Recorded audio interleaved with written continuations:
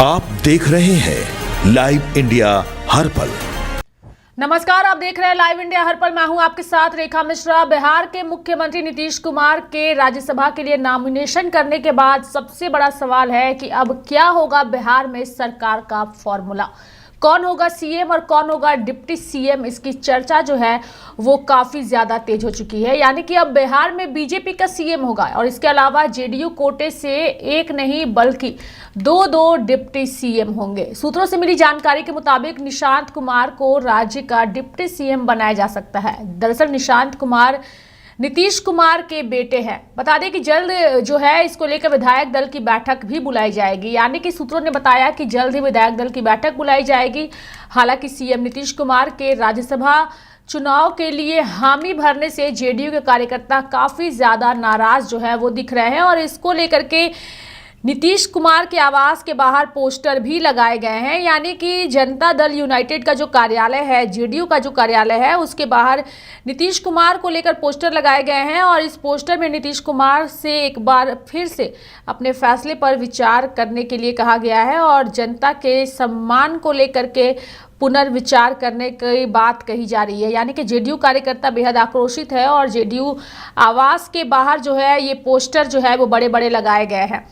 कार्यकर्ताओं में नाराजगी साफ तौर पर है और उनका आरोप है कि बिना विधायक दल की बैठक किए बिना सीएम नीतीश को राज्यसभा भेजने का फैसला किया गया है, जो कि गलत है। विधायकों का भी कहना है कि इस तरह का फैसला जेडीयू विधायक दल की बैठक में तय होता है, जो कि नहीं तय हुआ है और इसीलिए कार्यकर्ताओं में नाराजगी है। चूंकि किसी भी विधायक ने या किसी भी कार्यकर्ता ने यह नहीं सोचा था कि इस तरह बिहार के मुख्यमंत्री नीतीश कुमार सीधे मुख्यमंत्री की कुर्सी छोड़ करके केंद्र की राजनीति की ओर निकल पड़ेंगे और राज्यसभा के लिए नॉमिनेशन करेंगे। ये किसी ने नहीं सोचा था। राज्यसभा चुनाव की घोषणा के साथ ही सीटों के तालमेल और किस पार्टी को कैसे खुश किया जाए, इसको लेकर एनडीए में सहमति बन रही थी। लेकिन अंदर खाने से जैसे ही नीतीश कुमार के नॉमिनेशन की खबर आई, कार्यकर्ताओं में आक्रोश साफ तौर पर नजर आने लगा। फिलहाल ये तस्वीरें जेडीयू कार्यालय के बाहर की हम दिखा रहे हैं। वहीं अगर हम कैसे चलेगी बिहार में सरकार, इसकी बात करें तो निशांत जो है, जो नीतीश कुमार के बेटे हैं, उन्हें डिप्टी सीएम बनाया जा सकता है, ऐसी खबरें हैं। बता दें कि पिछले सप्ताह 75 वर्ष के हुए थे नीतीश कुमार। उस वक्त नीतीश कुमार राज्यसभा के लिए नामांकन जो है उन्होंने दाखिल कर दिया है। अब जेडीयू नेता विजय कुमार चौधरी ने दावा किया था उस वक्त कि नीतीश कुमार के पुत्र निशांत जल्द ही सक्रिय राजनीति में आने वाले हैं। हालांकि उन्होंने ये स्पष्ट नहीं किया था उस वक्त कि पार्टी प्रमुख कुमार के मुख्यमंत्री पद छोड़ने की स्थिति में उनका उत्तराधिकारी कौन होगा। अब धीरे धीरे ये साफ होता जा रहा है कि नीतीश अपने बेटे के लिए उप मुख्यमंत्री पद के बदले सहयोगी बीजेपी को सत्ता सौंप सकते हैं। वहीं दूसरा जेडीयू का दूसरा उम्मीदवार कौन माना जा रहा है कि विधान परिषद के रास्ते निशांत सदन में जाएंगे और उप मुख्यमंत्री पद के प्रबल दावेदार होंगे। पार्टी के सभी वरीय नेताओं का समर्थन उन्हें प्राप्त है और इस मुद्दे पर पार्टी के सभी नेता एकमत है। जहां तक जेडीयू कोटे से दूसरे उप मुख्यमंत्री पद के दावेदार की बात है तो उसमें दो व्यक्तियों के नाम जो है वो सामने आ रहे हैं। पहले है नीतीश कुमार के वरीय सहयोगी विजय चौधरी, जो कि भूमियार जाति से आते हैं, यानी कि अगड़ी जाति से आते हैं और नीतीश कुमार के खासे करीबी और वफादार भी माने जाते हैं।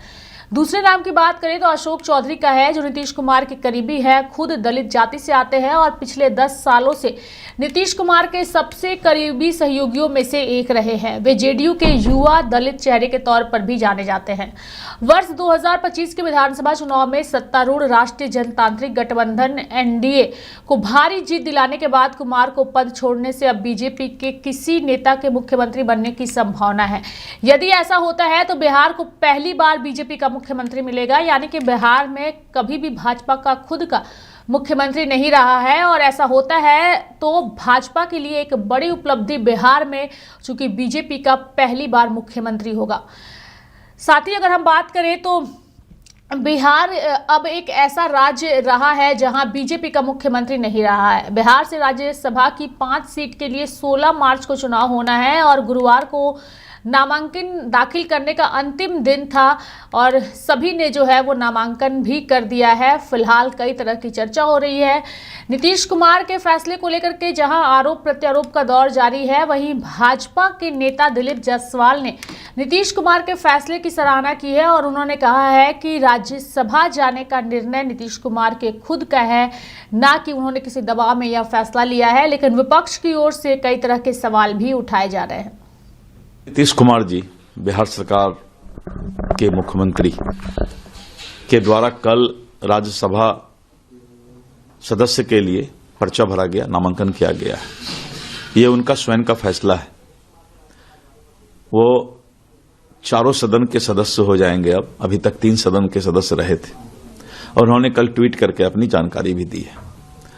आदरणीय नीतीश कुमार जी बिहार के जो नया बिहार है उसके विश्वकर्मा के रूप में उन्होंने विकसित बिहार के सपना को और उस लक्ष्य को प्राप्त करने का प्रयास किया और आगे भी अभिभावक के रूप में बिहार कैसे आगे बढ़ेगा और इसका उनका जो है सानिध्य मिलता रहेगा। केवल नीतीश के साथ ही नहीं, ये बिहार की जनता ठगी गई। बिहार की जनता ठगी गई है और बिहार का जो इतिहास कर्पूरी ठाकुर से लेकर लोगों ने रचा है उसको सब खत्म कर दिया गया। माननीय नीतीश कुमार जी सम्मान नेता हैं और रहेंगे। नीतीश कुमार जी खुद का डिसीजन लेते हैं और विपक्ष को एक मौका मिल गया है। कुछ कहने के लिए है नहीं तो कुछ कह रहे हैं। विपक्ष का कलेजा फट रहा है। नीतीश कुमार जी किसी के दबाव में आज तक काम किए हैं? कोई बतावे तो। वो दबाव बनाए थे, उनके साथ गलती से माननीय मुख्यमंत्री नीतीश कुमार जी चले गए थे। दबाव बनाए, 1 मिनट दबाव बर्दाश्त किए। तो इसलिए उनका स्वयं का निर्णय है। जो अच्छा समझ रहे हैं वो कर रहे हैं और आने वाले दिन में वो दिल्ली रह कर के भी बिहार के विकास में जो उनकी अहम भूमिका है, जिससे विकसित बिहार का सपना उन्होंने देखा है और उसके लिए कार्रवाई कर रहे हैं अपनी सरकार के माध्यम से, करते रहेंगे और बिहार को मजबूत बनाएंगे और विकसित बनाएंगे। ऐसे जिस तरीके से सर्कल जनता दल यूनाइटेड के कार्यकर्ताओं में भी काफी जो है गुस्सा दिखा सर, जेडीयू के कार्यालय में भी तोड़फोड़ की गई सर, इन सब चीजों को कैसे देखिए, भावनात्मक लगाव तो है ना माननीय मुख्यमंत्री जी के साथ उनके कार्यकर्ता का। तो लगता है कि वो चले जाएंगे तो हमें कौन देखेगा, अनाथ जैसा हो जाएगा। भावनात्मक है, सेंटिमेंटल है। बहुत लोग रो भी रहे थे, कार्यकर्ता लोग। स्वाभाविक है, वो गार्जियन थे, पिता तुल थे, भाई तुल थे। निशांत कुमार को भी लेकर के सर कहा जा रहा है कि वो पॉलिटिक्स में जज एंटर करेंगे, कोई पद मिलेगा उन्हें पार्टी। अब ये मुझे नहीं मालूम, ये तो जनता दल यू का अंदरूनी मामला है और स्वयं निशांत जी तय करने वाले हैं कि उनको क्या करना है। अच्छा सर, जिस तरीके से कल पूरा जो कार्यक्रम हुआ, सारे लोगों ने नॉमिनेशन किया, आप कैसे देखते हैं अब आगे ये कयास लगाए जा रहे हैं कि कौन मुख्यमंत्री बनेगा और किस पार्टी का बनेगा बिहार में? सब लोगों ने नॉमिनेशन दिया, सब लोग जीतेंगे भी, सुनिश्चित है। 5 के 5 सीट जीतेगी एनडीए और मुख्यमंत्री कौन होगा ये तो सभी लोग मिल बैठ के तय करेंगे। बिहार में बीजेपी ने नीतीश कुमार जी को कल राज्यसभा के लिए नॉमिनेशन पेपर भरवाया। अब नीतीश जी दिल्ली जाएंगे, राज्यसभा में बैठे रहेंगे। अब जेडीयू के हाथ से बिहार छिना। तो ये तो बीजेपी के चरित्र है। बीजेपी जिसके साथ भी जाते हैं कुछ दिनों तक ले चलते हैं, फिर उसको खा जाते हैं उस पार्टी को। और मैं समझता हूँ बीजेपी में ये जेडीयू का वही हाल होगा। अब नीतीश जी दिल्ली जाएंगे, वैसे उनका स्वास्थ्य भी ठीक नहीं है, लेकिन नीतीश कुमार के पार्टी के किसी को मुख्यमंत्री बना सकते थे बीजेपी, लेकिन नहीं बनाएंगे। मुझे लगता है कि बीजेपी का कोई मुख्यमंत्री होगा, नीतीश जी को दिल्ली बिठा देंगे और उनके बेटा को छोटा मोटा कोई डेप्यूटी मुख्यमंत्री बोल के तसल्ली देंगे। लेकिन ये पार्टी रीजनल पार्टी एक मतलब सेकुलर रीजनल अच्छा पार्टी था, लेकिन बीजेपी अपने साथ लेके इस पार्टी को बर्बाद किया। अब मैं समझता हूँ इस पार्टी के मुस्तकबल खतरे में है। अब जेडीयू के जो लीडर्स है, सीनियर लीडर्स, उन लोगों को सोचना चाहिए इस सिलसिले में। बीजेपी किसी के साथ भी जाती है और थोड़ी कुछ दूर तक उसको साथ लेके चल के फिर वो खा जाती है। ये बीजेपी की चरित्र है।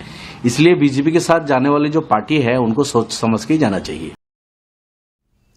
तो बिहार में अब कौन होगा मुख्यमंत्री और कौन होगा डिप्टी सीएम, यह सवाल सभी के जेहन में है। फिलहाल सत्ता पक्ष और विपक्ष के नेता नीतीश कुमार के इस फैसले पर अपनी अपनी प्रतिक्रिया अपने स्तर से करते नजर आ रहे हैं, लेकिन नीतीश कुमार ने अपनी इस फैसले के लिए खुद को जो है वो वजह बताई है और इसीलिए उन्होंने बिहार के लोगों के लिए एक वीडियो संदेश भी जारी किया था। मेरे साथ फिलहाल अभी के लिए इस खबर में इतना ही। आप देखते रहिए लाइव इंडिया हर पल। नमस्कार।